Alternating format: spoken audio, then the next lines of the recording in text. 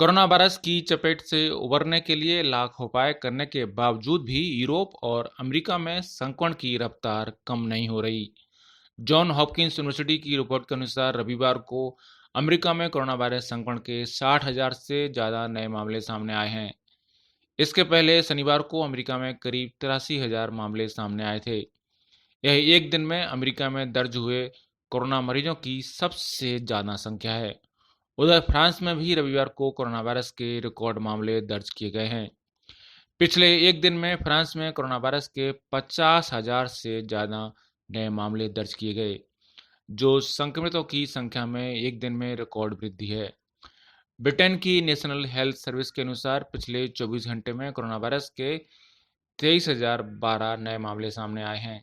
अभी 4 दिन पहले ही ब्रिटेन में 26,688 नए मरीज मिले थे, जो कि अब तक की एक दिन में सबसे ज़्यादा मरीजों की संख्या है। स्पेन ने कोविड-19 के हजारों केस नए सामने आने के बाद मई 2021 तक राष्ट्रीय आपातकाल की घोषणा कर दी है और देश भर में रात के कर्फ्यू का ऐलान भी कर दिया है। उधर श्रीलंका ने भी बढ़ते कोविड-19 मामलों के मद्देनजर पैसेंजर ट्रेन बंद करने का फैसला लिया है। स्पेन ने कोविड-19 संक्रमण की नई लहर को नियंत्रित करने के लिए रात के वक्त में कर्फ्यू लगा दिया है और राष्ट्रीय आपातकाल की घोषणा कर दी है।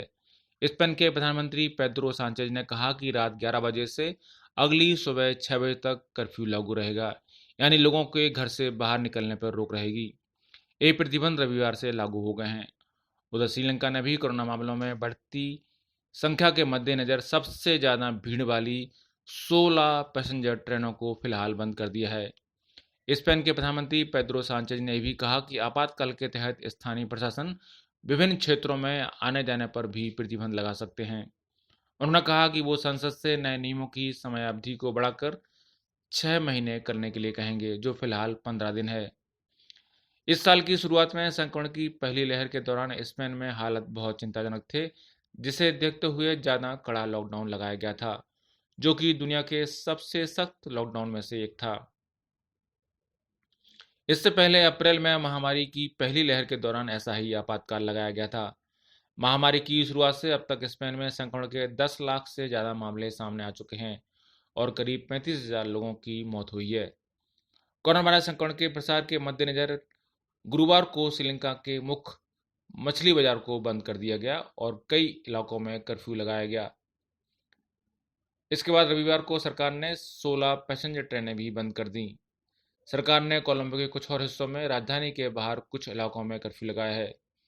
दरअसल पश्चिमी प्रांत के कम से कम 6 गांवों में इसी महीने कोरोना वायरस संक्रमण के 56 नए मामले सामने आए थे, जिसके बाद सरकार ने एक कदम उठाया है।